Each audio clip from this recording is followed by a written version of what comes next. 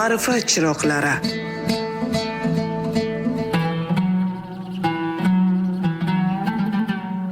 Bismillahirrohmanirrohim. Assalomu alaykum eshittirishimizning qadrli muxlislari, aziz opa-singillar. Navbatdagi ma'naviy diydor, ma'rifat muloqoti bilan huzuringizdamiz.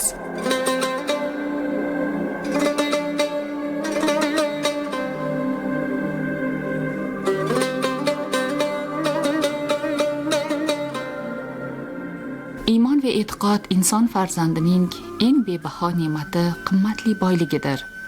Bunday inson har ishda Allohga tavakkuli bilan hayotda uchraydigan turli sinovlarga bardoshli, almashinib turadigan yaxshilik va yomonliklar qarshisida iymoni bilan sobit tura oladigan bo'ladi. Eshittirishimizning bir necha sonidan buyon o'rganib kelayotganimiz Sulaymon alayhissalom qissasi va undan olinajak ibratlar tafakkurimizga katta boylik bo'lib qo'shilmoqda. Har birimiz hayotning turli jarayonlarida duch kelishimiz mumkin bo'lgan sinovlarga sabr qilishda ham o'ziga xos yo'l yo'riqlarga ega bo'lmoqdamiz. Ushbu qissalar va ulardan chiqaradigan xulosalarni bizga beminnat yetkazib kelayotgan hamkorimiz, minglab xotin-qizlarning murabbiyasi, ustozi, yetuk islom olimasi Odinaxon Muhammad Sodiqqa minnatdorchiligimizni bildiramiz. Demak, bugun ham Qur'oni Karimda kelgan oyatlar asosida Sulaymon alayhissalom qissasida kelgan navbatdagi yaxshiliklarni o'rganamiz.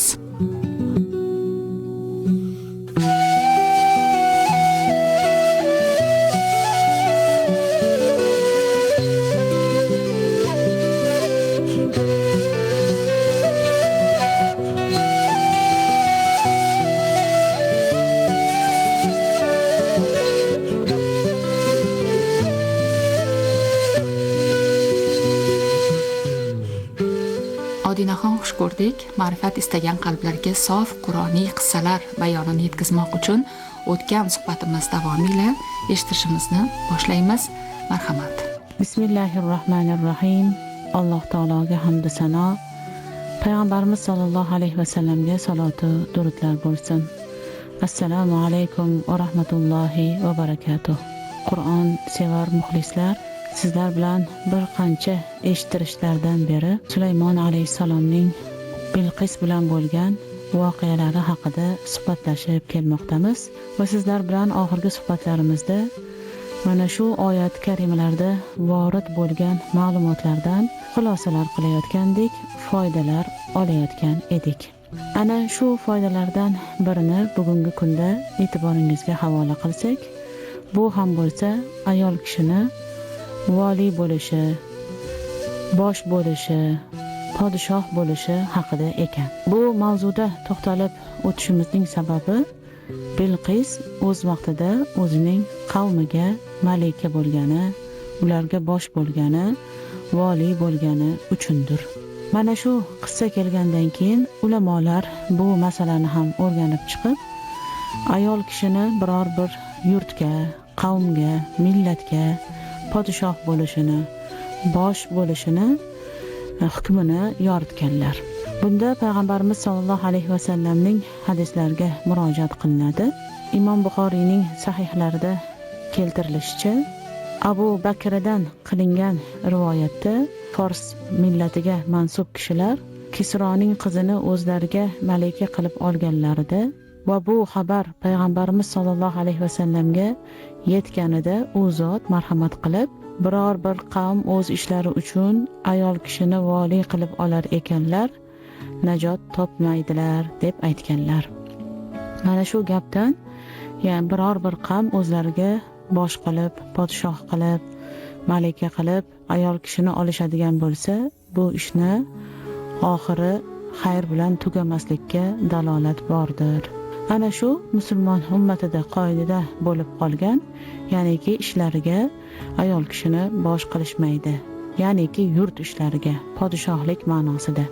Endi fuqaholar o'rganib chiqishganda, ana shu valilikka, viloyat ishi, ya'niki bosh bo'lishiga qozi masalasini ham ko'rib chiqqanlar. Ayol kishidan qozi tayin qilinsa bo'ladimi, yo'qmi? Jumhur ulamolar buni qaytarganlar.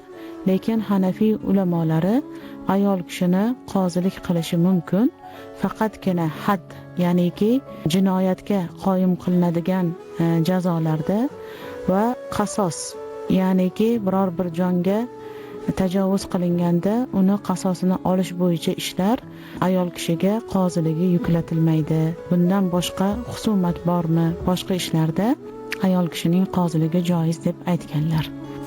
Odinaxon, jamiyatda har doim ayol kishining ishtiroki ba'zi ishlarda rahbar lavozimi va yoki boshliq sifatida faoliyat olib borishi bugungi kunga kelib albatta juda keng tus olgan tabiiy holatga aylangan. Ammo ayni paytda siz aytib o'tgan holat, ya'ni payg'ambarimiz sallallohu alayhi vasallam qaytargan masala zamirida barchamiz tushunishimiz shart bo'lgan juda nozik va daqiq sabablar borligi ham ayni haqiqat. Shu masalaga kengroq to'xtalib, batafsil tushuntirib bersangiz. Xo'p, endi bu masalada islomga xayrixoh bo'lmaganlar yoki biror bir ma'lumotni chuqur o'rganib tadqiq qilmaganlar, shoshqaloqlik qilganlar ayni mana shu mavzuni olib ayol kishiga islom haqlik qilmagan yoki ayol kishini sha'nini past qilgan degan o'zlarini turli fikrlarga dastak qilib olishlari mumkin. Lekin bu gaplarni qabul qilishda shoshilmaslik kerak, tafakkur qilib o'rganib ko'rish kerak.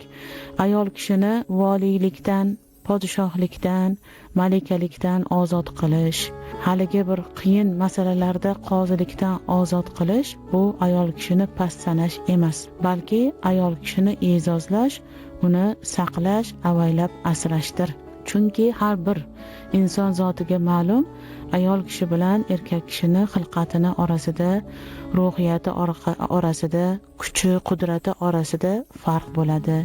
Erkak kishi ma'lum bir vazifalarga moslab yaratilgan, ayol kishi o'ziga xos xislatlarga va o'ziga xos vazifalarga moslab yaratilgan. Odatda bu kabi podshohlik yoki nabiylik yoki rasullik kabi katta mas'uliyatni o'z yelkasiga oladigan ishlar erkak kishilarga munosib keladi. Agar ayolga yuklatiladigan bo'lsa, uning nozik xilqatiga, hissiyotiga bu narsalar to'g'ri kelmasligi mumkin. Tasavvur qiling, avvaldan mana shu podshohlar juda bir nozik maqomlarda turishgan, vaqti kelsa jangga chiqishga to'g'ri kelgan, vaqti kelsa qat'iy hukmlarni olishga to'g'ri kelgan, juda ham hassos o'rinlar bo'lgan.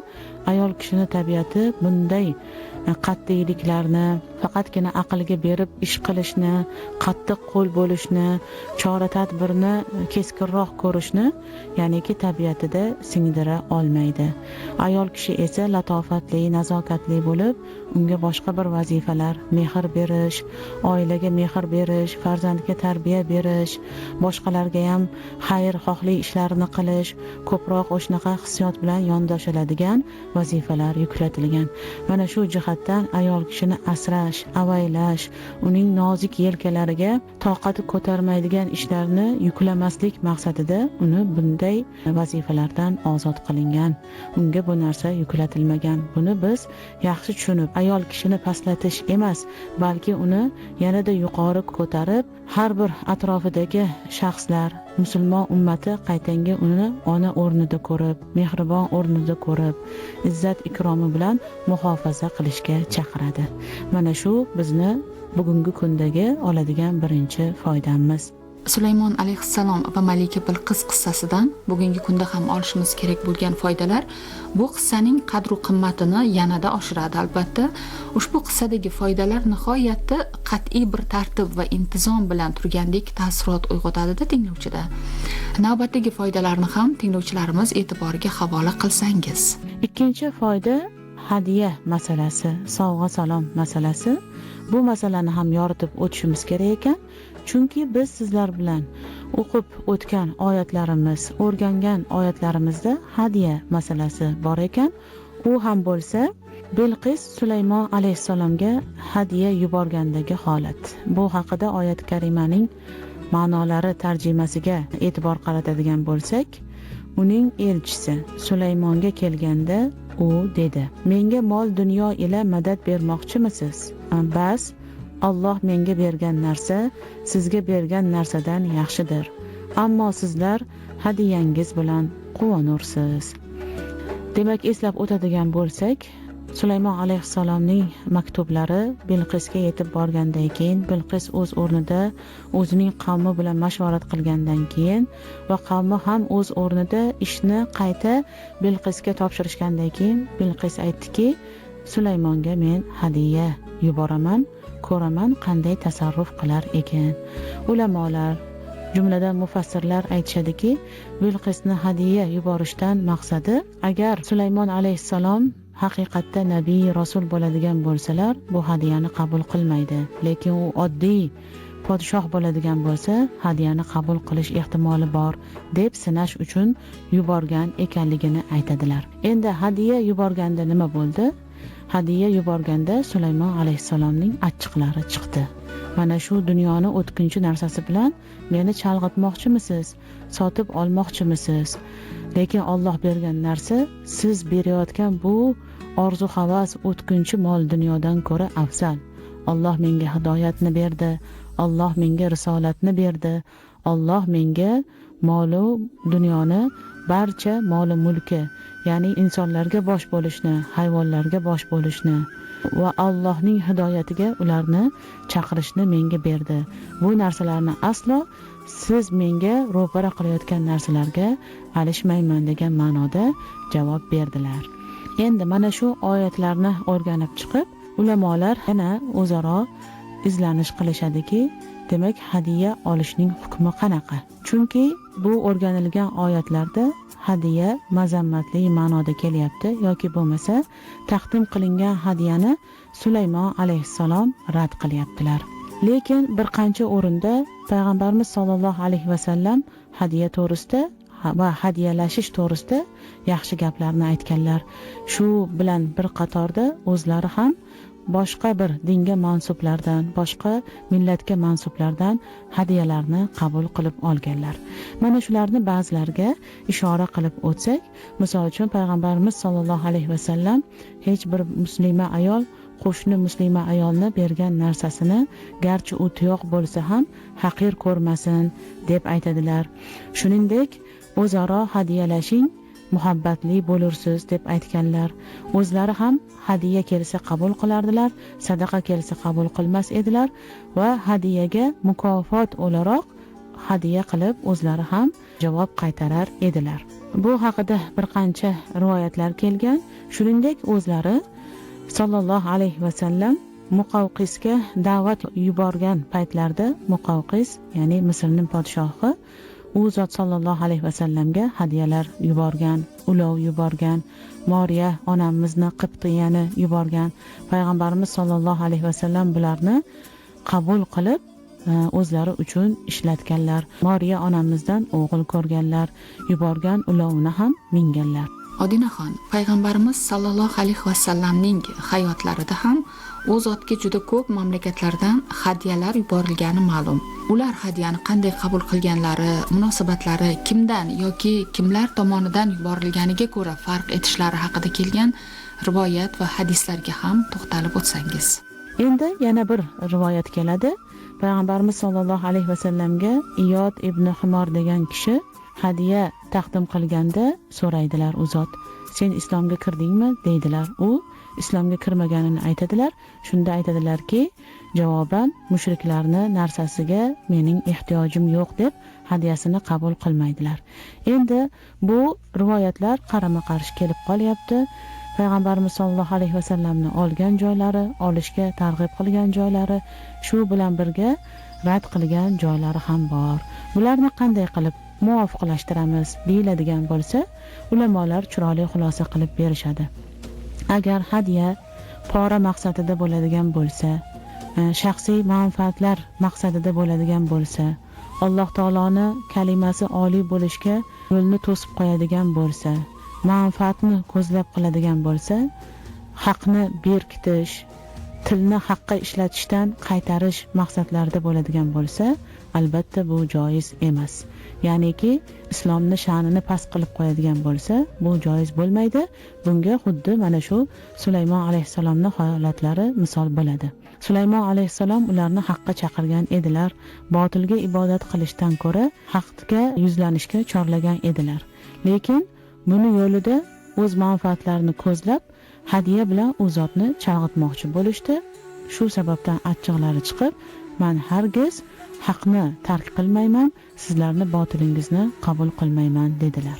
Lekin hadya maqsadi yaxshi maqsad bo'ladigan bo'lsa, o'zaro orada ulfatni paydo qiladigan, aloqalarni mustahkamlaydigan bo'lsa, hadya qilinayotgan taraflarni hidoyatidan umid qilingan bo'lsa va shunga o'xshagan oliy maqsadlar bo'ladigan bo'lsa, unda hadyani qabul qilish joiz.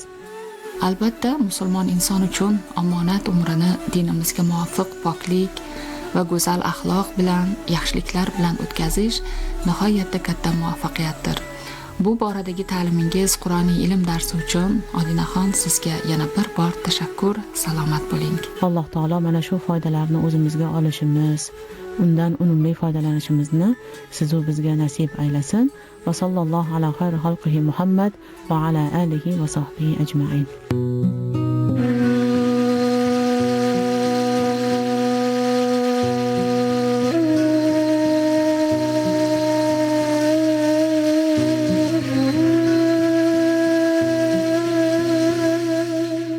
Hazrati Shayx Abdulloh ibn Muborak deganlarki, har kimda adab yo'qdir, sunnatdan mahrum bo'lur.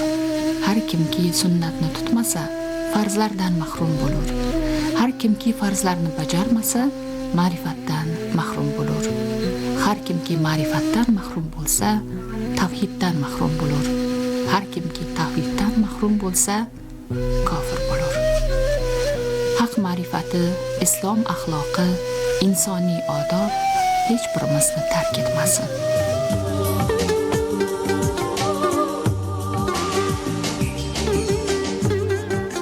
Qadrli muxlislar, siz ma'rifat chiroqlari eshittirishida Odinaxon Muhammad Sodiq bilan Qur'oni Karimda ayollar mavzusida kelgan oyat va hukmlar mavzusidagi suhbatimizni tingladingiz.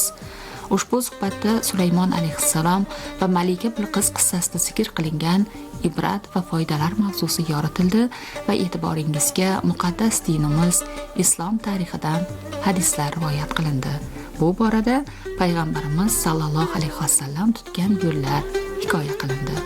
Suhbatni jurnalist Umida G'afforova tayyorladi va olib bordi. Rejissyor Erkin Irismatov. Navbatdagi diydor qadar siz bilan xayrlashamiz. Omon bo'ling azizlar.